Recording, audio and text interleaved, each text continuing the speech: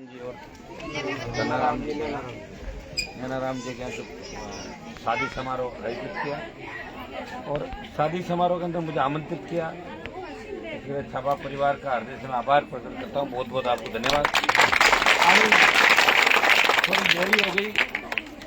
आप सब गोपालगढ़, खींवसर, मेड़ता, लोहाऊ, टोसियां, ये सारे इलाके एक परिवार की तरह, कई बार परिवार में आदमी जल्दी भी आ जाता है, लेट भी हो जाता है। ये मानते हैं कि जब भी जाएंगे तो अपने लोग हैं। मैं खुद भी काम कर रहा था, आप देखते हो रोज सोशल मीडिया के माध्यम से अकेला व्यक्ति हूँ, संगत कर रहा हूँ राजस्थान का। तो क्या पता राजस्थान की तस्वीर तकदीर बदले।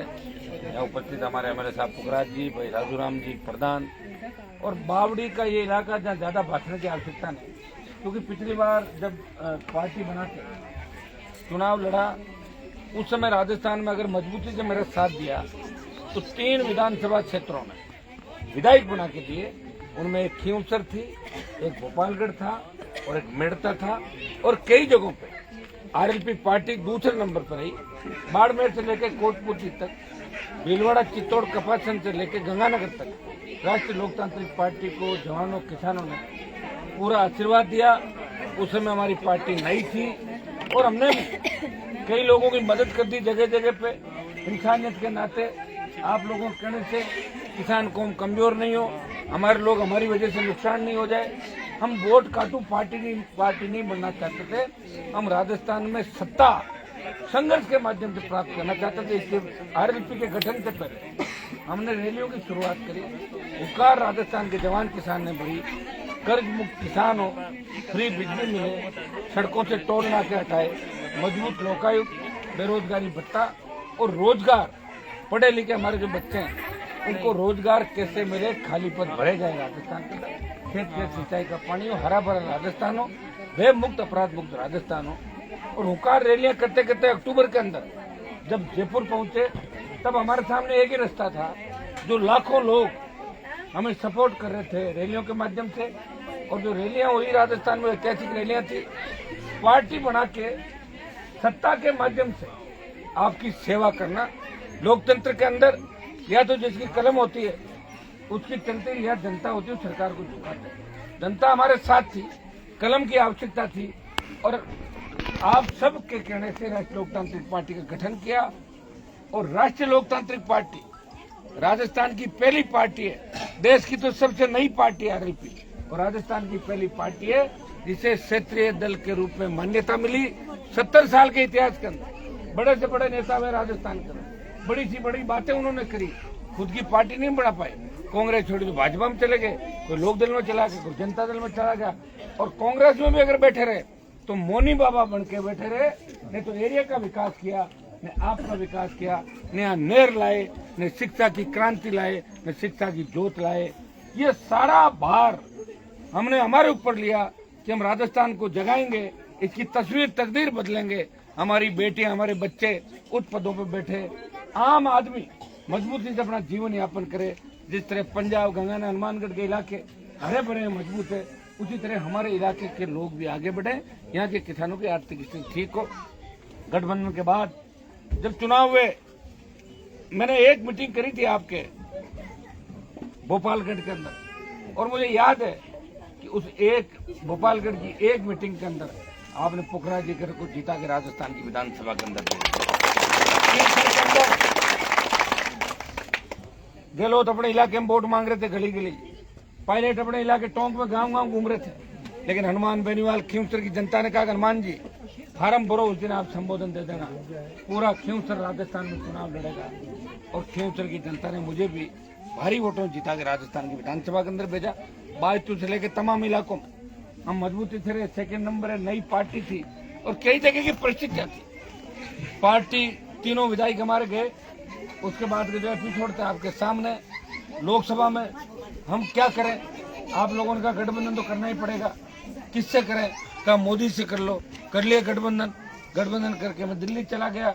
और पीछे फिर आरएलपी खींवसर के अंदर चुनाव जीतती है। और दिल्ली के अंदर जब तीनों कृषि बिल आते हैं तो पंजाब, हरियाणा और उत्तर प्रदेश के किसान मुझे कहते हैं, किसानों के नेता कहते हैं कि हनुमान जी आप अगर मोदी का साथ छोड़ दो तो मोदी सरकार झुकेगी और तीनों किसान विरोधी कृषि बिल वापस होंगे। हनुमान बेनीवाल ने 1 मिनट का वक्त नहीं गंवाया। मैंने कहा भाई के भाई काम नहीं आएगा, कौन आएगा। मैंने सत्ता को फिर ठोकर मारी। 70 दिन हाईवे जाम करके सड़क पर कोई सांसद नहीं था, नागौर का सांसद था, आपके मान और सम्मान की लड़ाई लड़ा था। विधानसभा से लोकसभा के अंदर तेजा जी के जयकारे के साथ इस कौम के सम्मान की लड़ाई अगर किसी ने लड़ी, नागौर के सांसद ने लड़ी।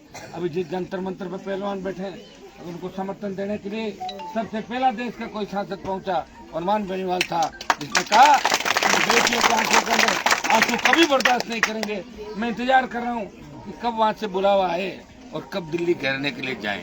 अभी वहाँ भी क्या कि बड़ी अलग अलग तरीके की रणनीति बना रहे लोग। हम चाह रहे हैं इसको चरणबद्ध तरीके से चलाएं और प्रधानमंत्री और इनकी सरकार को बेनकाब करें कि किस तरह हमारे बच्चे कितने दिनों से अंतर्राष्ट्रीय स्तर के हमारे खिलाड़ी बच्चे और 2 दिन पहले जो पुलिस ने जिस तरह का नंगा नाच वहाँ पे किया शराब के नशे में, तो इसको देश बर्दाश्त नहीं करेगा। और अग्निपथ जब योजना आई, सेना को जब ठेके पे दिया, देश का कोई MP नहीं बोला, अकेला हनुमान बेनीवाल इस अग्निपथ के खिलाफ लड़ाई लड़ता रहा। और जोधपुर में 2 लाख जवानों की रैली करके मोदी को चेतावनी दी, प्रधानमंत्री जी आ रहे हैं वापस दिल्ली की तरफ, तैयार हो जाओ, अग्निपथ को वापस लेना पड़ेगा।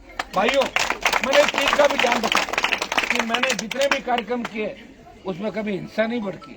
लोग 5000 आदमी इकट्ठा करते हैं और तोड़ फोड़ करा के आग लगा के भाग जाते हैं। मेरे किसी भी कार्यक्रम के अंदर अगर बच्चे गलती से भी कोई बात करने की कोशिश भी करते हैं तो मैं उनको रोक देता हूँ। हम लोकतांत्रिक व्यवस्था के अंदर हमारा मकसद ये है कि जिस काम के लिए संघर्ष करें वो पूरा होना चाहिए। नरेश जाट के मामले में आपने देखा होगा, जब CRPF नहीं मानी, मैंने इतना सा कहा था कि मैं CRPF का जो कैंप है उसका घेराव करूंगा 2 दिन बाद। आगे CRPF सारी न्याय मिल गया। ऐसे न्याय तो अनगिनत पिछले 25 साल में राजस्थान के अंदर दिलाए और मेरी कौम को ही नहीं, प्रत्येक कौम को जहाँ भी जरूरत पड़ी। और हनुमान बेनीवाल को अगर याद किया और याद नहीं भी किया तो सोशल मीडिया के माध्यम से मदद करी और याद कर लिया। मैं गया, मेरे विधायक गए, प्रधान गए और मेरे सब लोग जाके उनको न्याय दिला के ही दम लेते। जहाँ RLP पहुंची वहाँ न्याय राजस्थान में मिला। और वो कैसी स्थिति होगी, कई लोगों को लगता है कि आंदोलन कमजोर हो रहा है, तो इतना मुझे कहते हैं कि साहब आपकी बात करने क्या, हनुमान जी आ रहे हैं, कर दो, मैं आ रहा हूँ, मेरे नाम से ही काम होगा। ये भी बहुत बड़ी बात है कि हमारे लोगों को न्याय मिलना चाहिए। और लोग कहने को तो कुछ भी कहते होंगे, जातिवादी पार्टी फैलाना। 3 विधायक है, 2 शेड्यूल कास्ट के विधायक है, बताओ आप। बावरी समाज का किसी छोटा मारवाड़ के अंदर कांग्रेस BJP ने बावरी समाज के वोट लिए, कभी बावरी को टिकट नहीं दिया। मैंने टिकट भी दी और चुनाव भी जिताया। पुखराज जी जिस समाज से आते हैं, और भोपालगढ़ की परंपरागत सीट जो कांग्रेस का गढ़ मानते थे, और BJP भी, वसुंधरा भी भोपालगढ़ के अंदर ये कहते थे कि मेरा भोपालगढ़। शायद वसुंधरा जी पहले भोपालगढ़ में कोई रिश्ता तय हुआ था मेरा भोपालगढ़। उनको भी घर बिठाया, कांग्रेस को भी घर बिठाया और भोपालगढ़ के लोगों ने हनुमान बेनीवाल की विचारधारा और नाम पे वोट डाल के। और वैसे तो ये बाड़मेर, भोपालगढ़ और ये इलाके जो है, आप मजबूत हो हर मामले में, आरक्षण आंदोलन से लेकर तमाम जो बिजली का आंदोलन है, लेवी के आंदोलन में आप कांग्रेस पार्टी के खिलाफ थे। मुझे अच्छी तरह याद है उस टाइम से कांग्रेस का राज था, लेवी के समय कांग्रेस का राज था और मदेड़ा साहब भी सरकार के अंदर मंत्री। छोटी सी बात थी, उसमें लोग भड़क गए और चले गए थाना तहसील घेरने के लिए। गोली चली, जाट समाज के साथ साथ माली समाज के लोगों ने भी सीने पे गोलियां चलाई। हर कौम हमारा साथ दे रही इस प्रदेश के अंदर, बस हमें लोगों को साथ बैठ के बात करनी है, मजबूती दिखाने में आपको विश्वास दिलाता हूँ। आने वाला समय आपका है और मुझे तो इस बात की खुशी है कि सारी पार्टियां टूट गई राजस्थान के अंदर। RLP के 3 विधायक हैं, उनको तोड़ने का प्रयास गहलोत, अमित शाह सब ने किया, लेकिन RLP टूटी नहीं किसी से। ये बहुत बड़ी बात है। मैं विधायक इस बात का धन्यवाद दूंगा कि बुरे वक्त में भी ये मुझे छोड़ के नहीं गए, तो इस बात का इनको धन्यवाद कि RLP पार्टी के लिए हमेशा विधानसभा में आप इनको लड़ता हुआ देखते हो। जब बंजारा आंदोलन हुआ था उस समय मैं नहीं था और पुखराज जी और मेड़ता के MLA वहाँ पुलिस से भिड़ गए थे और वो मुकदमा अभी भी चल रहा है सुप्रीम कोर्ट से स्टे। मैं इनको धन्यवाद दूंगा। जहाँ भी भेजता हूँ काम करते तन मन से, मजबूत हैं और धीरे धीरे सीखेंगे। पहली बार के विधायक हैं तो पहली बार के दूसरे विधायक हैं, उनसे तो ज्यादा लड़ाई है विधानसभा और बाहर लड़ रहे हैं। मैं आपको इतना ही विश्वास दिलाता हूँ कि 23 का जो रण है इसके अंदर हमें तमाम सीटें जीतनी होगी। भोपालगढ़ के साथ साथ ओसिया पे कब्जा करना होगा। लो आउट में पिछली बार तो सीट छोड़ दी थी, लो आउट में आरएलपी लड़ेगी, चुनाव जीतने की दिशा में काम करेंगे। शेरगढ़ के अंदर लड़ेंगे, लूणी में जीतेंगे, फड़ौदी, बिलाड़ा, जोधपुर के बाद बाड़मेर, फिर बीकानेर से चल के जब जयपुर तक हम पहुंचेंगे और अजमेर से टोंक होते हुए जब भरतपुर अलवर होते हुए वापिस जयपुर पहुंचेंगे। मेरे हिसाब से अगर आपने एकता दिखा दी, गुजर, मीणा, यादव, जाट, मुस्लिम, मेघवाल, ये जेएमएम मोर्चा और गुजर साथ में आ जाए तो मेरे हिसाब से 125 सीट जाट, मुस्लिम, मीणा, मेघवाल, जेएमएम मोर्चा और गुजरों को ले लेंगे साथ। तो मेरे हिसाब से 100+ सीटें आप लोगों की आप जीतोगे। हिम्मत रखो। मैं अकेला ही तो हिम्मत से लड़ाई लड़ रहा हूँ, बताओ। पूरी जवानी में 3 में मंत्री पद छोड़ा, 8, 13, 18, 19 कितनी बार मिनिस्ट्री छोड़ के आपके बीच आया। और लोग मंत्री पद के लिए कहाँ क्या नहीं करते बेचारे। जूती उठा लेते हैं, चप्पल उठा लेते हैं, प्लेट उठा लेते हैं, कोई किसी को अपना बाप बना लेता है, कोई अशोक गहलोत के लिए कह देते हैं गहलोत पॉलिटिकल पापा है। पापा तो एक ही होता है, 2 थोड़ी होते हैं। एक तो मेरे पापा वो थे जिनके मैंने जन्म लिया और दूसरे मेरे पॉलिटिकल पापा है। पॉलिटिकल पापा मैंने बाप तो एक होता है, 2 बाप होते हैं किसी के। ये लोग ऐसे भाषण देके और 40 साल बाद ये भी वही लोग कहते हैं कि हमारा गहलोत से कोई लेना देना नहीं है। तो फिर पॉलिटिकल पापा अलग कहते, पापा तो पापा था। बेटा कितना ही पापा नाराज हो जाए, पापा तो वही रहेगा उसका। भाई की कर लो बोले, बाप तो वही कहना थोड़े होगा। लोग मानते भाई इन बातों को, लेकिन हमें इन बातों का भी विचार करना। लोग 40 साल ठगी करते हैं और 1 साल बाद मोटी गाड़ी ले, थोड़ा चौड़ा पजामा पहना हुआ है, हम आपकी सेवा करना चाहते हैं। 40 साल क्या किया तुमने? 40 साल तो मैंने लूट खसोट किया था। तो ऐसे बेरूपियों को, ठगों को नजदीक नहीं आने देना है। आप ध्यान रखना, एक तरफ उनका 40 साल की लूट खसोट है और 1 साल मेरा 25 साल का संघर्ष है, जिसने सत्ता छोड़ के इस कौम और किसानों का मान सम्मान राजस्थान में ही नहीं पूरे देश के अंदर बढ़ाया। और अमित शाह और मोदी से लड़ना आसान नहीं है। मैंने पूरे देश के नेताओं को देखा है कि उनका आगे किस तरह पूंछ हिलाते हैं बड़े से बड़े सीएम। तो आप इस बात का भी ध्यान रखें कि आपका सांसद मजबूत है, आपके विधायक प्रधान मजबूत है। मैं धन्यवाद दूंगा बावड़ी की जनता को कि राजू को प्रधान बना के आपने राजस्थान में संदेश दिया कि अब आम किसान के बेटे भी राजनीति में आगे बढ़ेंगे। अभी राजनीति किसी की बपोती नहीं कि मेरे दादाजी वो थे, परदादा थे, गियर हर जगह दादाजी कहाँ है। मैं तो गियर ऊपर निकल गया। सुनो, अब वापस अब तो जो है उनको के साथ आगे बढ़ाना है, तय ये करना है।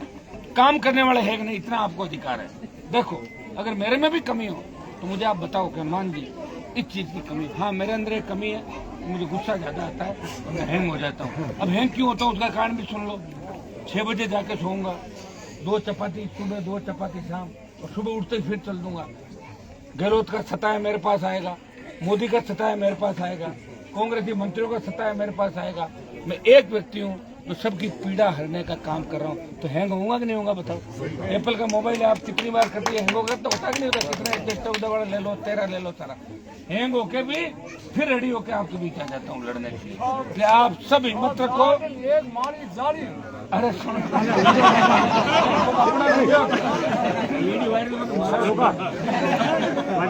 ठीक है, वोटों मामलो मिली शांत रहो। अब वोट ने आ जाए मदद करेंगे अपन अपने लोगों तो एक लाओ पहले फिर बंद तो लिया। कोई जातिवाद मतलब नहीं, सब ना सब आएंगे।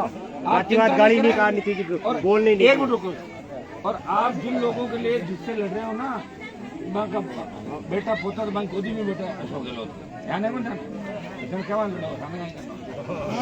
बाप की लड़ाई तो बेटा ही लड़ी, दूसरी लड़ी कितनी लड़ाई कितना दिन लड़ी बताओ। अपने को बातों का भी ध्यान देना, उनका तो इलाज करेंगे ही करेंगे, लेकिन साथ में अपने उन नालायक बच्चों का भी ध्यान रखना है जो नालायक बच्चे अपने माँ बाप के संगत को भूल के दूसरे ही गोद में जाकर बैठ गए विरोधी, उनका भी ध्यान रखना। इस चीज का आपको काम करना। मैं हमेशा आपकी सेवा में तत्पर हूँ, काम करता रहूंगा, करेंगे मिलजुल के लिए, मिलजुल के 23 को फतेह करना। और आप सब नौजवान लग जाओगे, सब किसान लग जाओगे तो मेरे हिसाब से नागौर 10 की 10, जोधपुर 7, 8, बाड़मेर 7, 2-3 पाली, बीकानेर, गंगानगर, हनुमानगढ़, सीकर, चूरू, झुंझुनू, जयपुर, अजमेर, भीलवाड़ा, चित्तौड़, उदयपुर, टोंक, सवाई माधोपुर, करेल, करौली और भरतपुर और अलवर आओगे ना, तब तक 100+ जाएगी यार। 100+ राष्ट्रीय लोकतांत्रिक पार्टी आगे चलेगी। ये कौन करेगा? ये जवान करेगा बदलाव। जितने प्रांत देश के अंदर उनकी अगुवाई जवानों ने की। जितने भी पॉलिटिकल पार्टियां बनी उनके किसान जो नेता थे वो यूनिवर्सिटी कॉलेज से जाके पार्टियां बनाई और मुख्यमंत्री बने इन प्रदेशों के अंदर। तो आपको ज्यादा सोचने की आवश्यकता नहीं है। हमारे पास जवानों की ताकत है, बस उनको दिशा देने की आवश्यकता है। जवान को याद रखना कि गाड़ी 140 नहीं चलाएगा, थोड़ी जवान काबू में रखना जरूरी है। नशा पता नहीं करेगा चुनाव तक, नशा अगर माए नाक देखो खाई मतलब बताओ। इन सब बातों का ध्यान अपने को रखना है। अपने अपने माँ बाप का सीना कैसे तोड़ाओ वो काम हमें करना, किसान के बेटे। किन परिस्थितियों में हमने हमें अपने आप को मजबूत किया, अपना कोई धनी धोरी नहीं है, इस चीज का भी ध्यान रखना है। जोधपुर से लेकर दिल्ली तक हमारा कोई रखवाड़ा नहीं है, इस बात का ध्यान आपको रखना है। लोग तो दूसरे प्रदेशों से आपके पास आए हैं कि हनुमान जी हमारे नेता तो ठग है, आप हमारी मदद करो, इसलिए अपने को मजबूत रहना है। मारवाड़ की जो 43 सीटें उनमें 30 से ज्यादा सीटें राष्ट्रीय लोकतांत्रिक पार्टी जीतेगी। आप मजबूत रहे। राजस्थान में जब हम चलेंगे तो हर जगह 1-2 सीटें हर जिले के अंदर पर जीताएंगे। और ईश्वर ने अगर चाह इस बार आरपीपी का परचम राजस्थान में फहराएगा, 1 नंबर की पार्टी भी बन सकती है और हमारे बिना राज नहीं बनेगा, ये तय है। इसी चीज के साथ आप लोग जाओ। बहुत बहुत आपको